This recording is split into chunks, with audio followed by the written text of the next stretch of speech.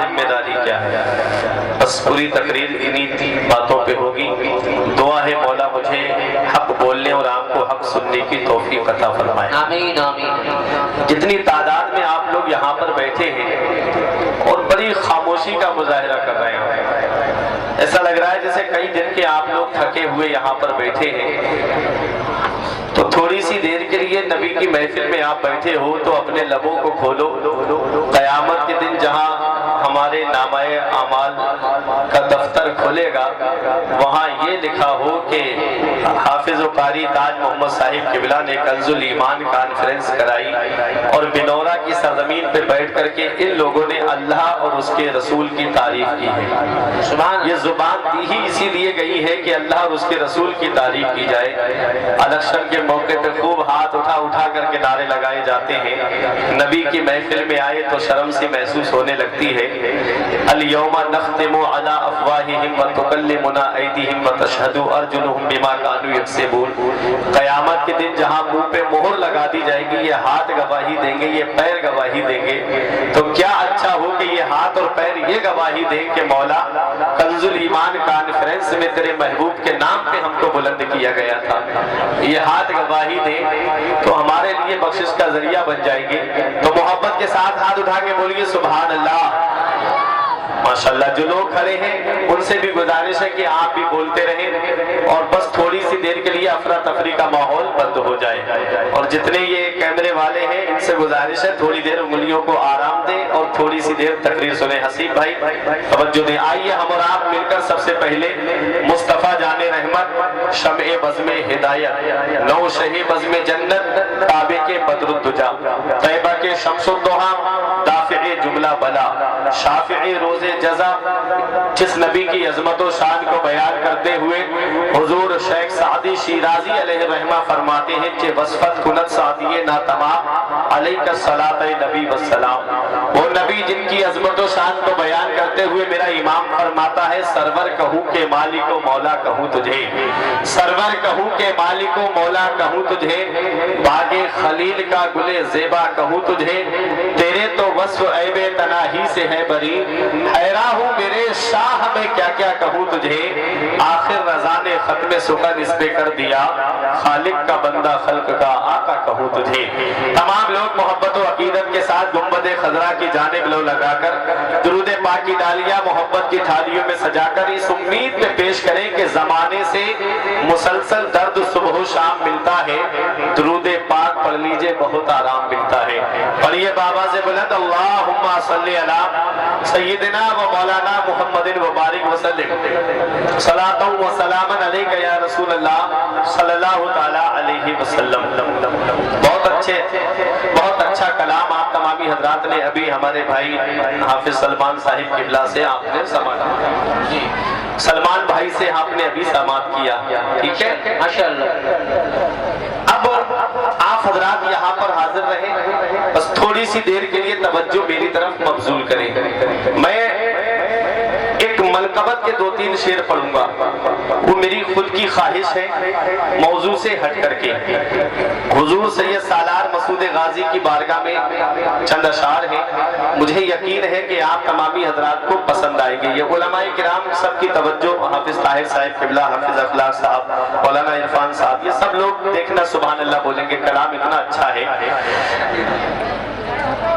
قاری عظیم جی کام کے اشعار ہیں ماشاءاللہ۔ دل اپنا لٹانا ہے غازی تیری چوکھٹ پر، دل اپنا لٹانا ہے غازی تیری چوکھٹ پر، دل اپنا لٹانا ہے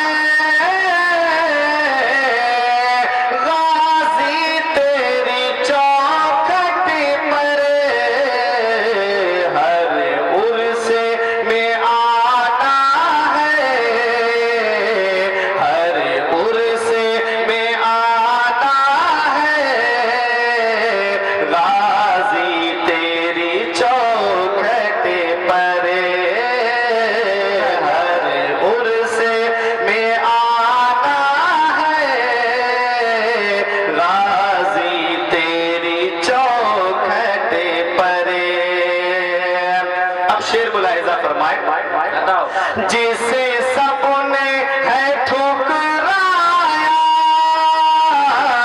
उसे तुमने है अपनाया, जिसे सबने है ठुकराया उसे तुमने है अपनाया,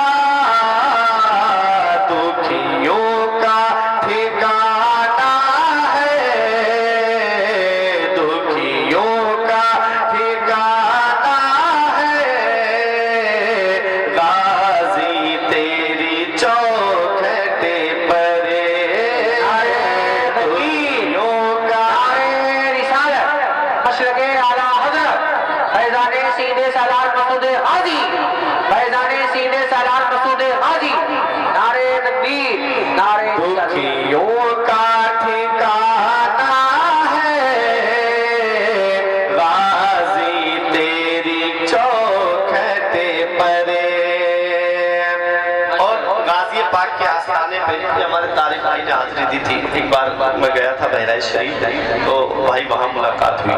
तो गाजी पाक का आस्थाना जब दाखिल होंगे तो नाल दरवाजा पड़ता है। कभी आपने नहीं ध्यान दिया होगा या जिन्होंने ध्यान दिया होगा वो जानते हैं, कोई भी ऐसा सिक्का नहीं है जो उसमें लगा हुआ नहीं है। दिरहम हो, दीनार हो, हर कंट्री का सिक्का उसमें लगा हुआ है। ठीक है, अब जाए तो ध्यान देना।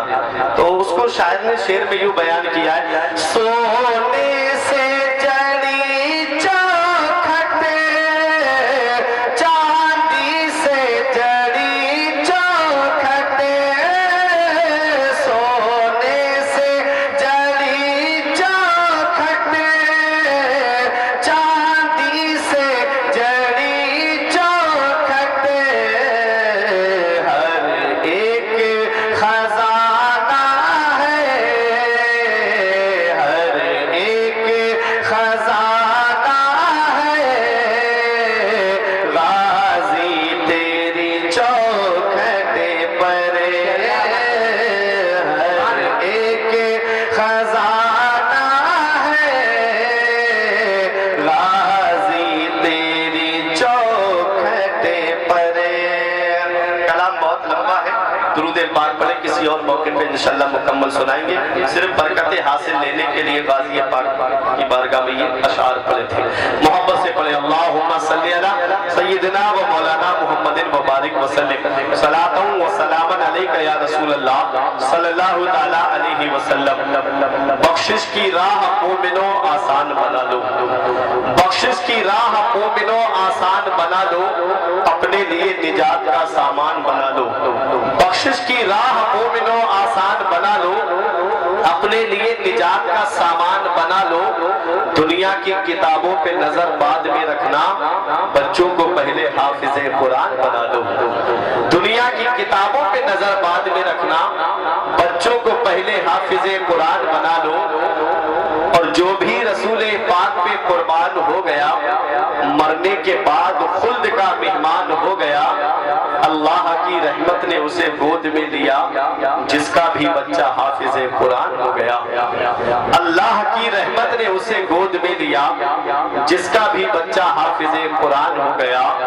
तेरे आमाल ऐसे हो जहां में नाम हो जाए, तेरे आमाल ऐसे हो जहां में नाम हो जाए, तेरा हर लफ्ज उम्मत के लिए पैगाम हो जाए। बना किरदार को बेमिस्र उस मंजिल पे पहुंचा दे कि तुझको गैर देखे कायले इस्लाम हो जाए, कि तुझको गैर देखे कायले इस्लाम हो जाए। ये प्रोग्राम जश्न दस्तारे हिफ्ज़े कुरान, आपने कभी गौर किया कुरान है क्या? ये उलमाए किराम तशरीफ फरमा है, दरसगाह से ताल्लुक रखने वाले ज़ीनत दरसगाह असातिज़ाए किराम तशरीफ फरमा है। बड़ी काबिल कद्र शख्सियतें यहाँ पर तशरीफ फरमा है। मैं इन उलमाए किराम की मौजूदगी में पहले ये बताऊं कि कुरान है क्या। अगर कुरान को क़रा यक़रा क़राअन व क़िराअतन से मुश्तक़ माने तो इसके माना आते हैं ऐसी किताब جس کی بار بار تلاوت کی جائے، جس کی تلاوت کبھی ختم نہ ہو، جس کی تلاوت کبھی بند نہ ہو۔ آپ دنیا کی اور کتابوں کا جائزہ لے لیں اور قرآن کی عظمت کو آپ دیکھ لیں، جتنا قرآن پڑھا جاتا ہے اتنی کوئی کتاب نہیں پڑھی جاتی، جتنی قرآن کی تلاوت کی جاتی ہے اتنا کسی بھی کتاب کو نہیں پڑھا جاتا ہے۔ اور یہ ہمارے قرآن کی شان ہے، یہ قرآن کا اعجاز ہے کہ اور کتابوں کو آپ ایک بار پڑھیں گے یا ایک بار سنیں گے، دوبارہ آپ کا دل نہیں کرے گا اس کو پڑھنے اور سننے کے لیے، لیکن یہ قرآن کی شان ہے کہ جسے جتنا زیادہ سنا جائے اتنا ہی مزہ آتا ہے، جتنا زیادہ اس کو پڑھا جائے اتنا ہی لطف آتا ہے۔ تو قرآن وہ اللہ کی کتاب ہے جس کی بار بار تلاوت کی جائے، جس کی تلاوت کبھی بند نہ ہو، جس کی تلاوت کبھی ختم نہ ہو۔ اگر ہم قرآن کو قرأ یقرأ قرآن و قراءتن سے مشتق مانے تو اس کے معنی آتے ہیں وہ کتاب جس کی ہر بار تلاوت کی جائے، جس کی بار بار تلاوت کی جائے۔ اور قرآن کو اگر ہم قرأ یقرأ قرنن سے مشتق مانے تو اس کے معنی آتے ہیں ملانے والی، اس کے معنی آتے ہیں جمع کرنے والی۔ حضرات قرآن وہ اللہ کی کتاب ہے کہ جب بندہ قرآن کی تلاوت کرتا ہے تو یہ قرآن بندے کو مولا سے ملا دیتا ہے، یہ قرآن بندے کو رب سے ملا دیتا ہے۔ مولا علی شیر خدا فرماتے ہیں جب میرا دل چاہتا ہے کہ میں اپنے رب سے باتیں کروں تو میں نماز پڑھنے لگتا ہوں، اور جب میرا دل چاہتا ہے میرا رب مجھ سے باتیں کرے تو میں قرآن پڑھنے لگتا ہوں، کیونکہ قرآن اللہ کا کلام ہے۔ آپ اتنی خاموشی کے ساتھ یہ پروگرام سن رہے ہیں، جتنی زیادہ تعداد میں آپ ہیں اتنی خاموشی کے ساتھ پروگرام سنے نہیں جاتے ہیں۔ ارے جنگ میں کاغذی افراد سے کیا ہوتا ہے، ہمتیں لڑتی ہیں تعداد سے کیا ہوتا ہے۔ او مجاہد تو لڑو اپنے ہی بلبوتے پر، غیروں کی امداد سے کیا ہوتا ہے۔ بے عمل دل ہو تو جذبات سے کیا ہوتا ہے، اور کھیت بنجر ہو تو برسات سے کیا ہوتا ہے۔ آپ زندہ دلی کا ماحول پیدا کریں اور ذرا طرف کے بولیں سبحان اللہ۔ اصل میں بات کیا ہے، یہ ہمارے ممبر رسول پہ تشریف فرما یہ علماء کرام کا قافلہ، جب یہ اکابر ہی خاموش ہیں تو اس لیے آپ بھی ان کو دیکھ کر کے خاموش ہیں، لیکن علامہ احمد رضا منظری صاحب قبلہ جب تشریف لائیں گے تو یہ بھی بولیں گے پھر آپ بھی بولیں گے، ان کو بلوانے کا بہت اچھا ہنر آتا ہے۔ بس سنجیدگی کے ماحول میں چند باتیں آپ قرآن کے تعلق سے سن لیں۔ قرآن ہے کیا؟ قرآن اللہ کی کتاب ہے۔ اللہ نے چھوٹی بڑی تقریباً 104 کتابیں نازل فرمائی۔ چھوٹی کتاب کو صحیفہ اور بڑی کتاب کو کتاب کہا جاتا ہے۔ ان میں 4 کتابیں بہت مشہور ہیں، توریت، زبور، انجیل، قرآن مجید۔ توریت حضرت موسیٰ علیہ السلام پر نازل ہوئی، زبور حضرت داؤد علیہ السلام پر نازل ہوئی، انجیل حضرت عیسیٰ علیہ السلام پر نازل ہوئی، اور قرآن ہمارے آقا محمد رسول اللہ پہ نازل ہوا ہے۔ ان 4 کتابوں میں سب سے زیادہ افضلیت، سب سے زیادہ برتری، سب سے زیادہ فضیلت، سب سے زیادہ بلند مقام جس کتاب کو حاصل ہے وہ ہے قرآن پاک، کیونکہ قرآن وہ اللہ کی کتاب ہے جس کے اندر ہر چیز کا بیان موجود ہے، ہر چیز کا ذکر قرآن کے اندر موجود ہے۔ وَلَا رَطْبٍ وَلَا يَابِسٍ إِلَّا فِي كِتَابٍ مُبِينٍ، کوئی خشک و تر چیز ایسی نہیں جس کا ذکر قرآن کے اندر موجود نہ ہو۔ ہیرے قرآن کے اندر موجود ہے، جواہرات قرآن کے اندر موجود ہے، صدف قرآن کے اندر موجود ہے، گوہر قرآن کے اندر موجود ہے، اور جس مریض کو دنیا کے ڈاکٹروں نے لا علاج کر دیا ہو اس کی شفا بھی قرآن کے اندر موجود ہے۔ شرط یہ ہے اتنا علم ہونا چاہیے، شرط یہ ہے اتنی صلاحیت ہونی چاہیے، شرط یہ ہے اتنی قابلیت ہونی چاہیے۔ جنہوں نے قرآن پہ ریسرچ کیا وہ اپنی منزل کا پتہ پا گئی، جنہوں نے قرآن پہ تحقیق کی وہ اپنی منزل اور اپنی مراد کو پہنچ گئی۔ حضرات آؤ میں قرآن بتاؤں قرآن ہے کیا۔ قرآن وہ اللہ کی کتاب ہے۔ میرے آقا ارشاد فرماتے ہیں جب بندہ قرآن کی تلاوت کرتا ہے تو قرآن اللہ کی وہ مضبوط رسی ہے کہ جس کا ایک سرا بندے کے ہاتھ میں ہوتا ہے اور دوسرا اللہ کے دستے قدرت میں ہے۔ اے میرے پیارے مسلمانوں، قرآن کی تلاوت کرتے رہو۔ آقا فرماتے ہیں قرآن کی تلاوت کرو، تم قرآن کی تلاوت نہ چھوڑو، قرآن تم کو نہیں چھوڑے گا۔ جب انسان قرآن کی تلاوت کرتا ہے تو یہ قرآن قبر میں بھی کام آئے گا. جب انسان قرآن کی تلاوت کرتا ہے یہ قرآن میدان محشر میں بھی کام آئے گا. آقا فرماتے ہیں القرآن شافع و مشفع، قرآن شفاعت کرنے والا ہے اور قرآن کی شفاعت قبول کی جائے گی. قرآن کس کی شفاعت کرے گا؟ کیا قرآن ان کی شفاعت کرے گا جنہوں نے قرآن کو اٹھا کر کے تاک میں رکھ دیا ہے؟ کیا قرآن ان کی شفاعت کرے گا جو قرآن کو جمعے کے دن بھی کھول کر کے نہیں دیکھتے؟ کیا قرآن ان کی شفاعت کرے گا جو ڈھائی گھنٹے کی فلمیں بیٹھ کر کے دیکھتے ہیں اور 10 منٹ قرآن کی تلاوت نہیں کر سکتے؟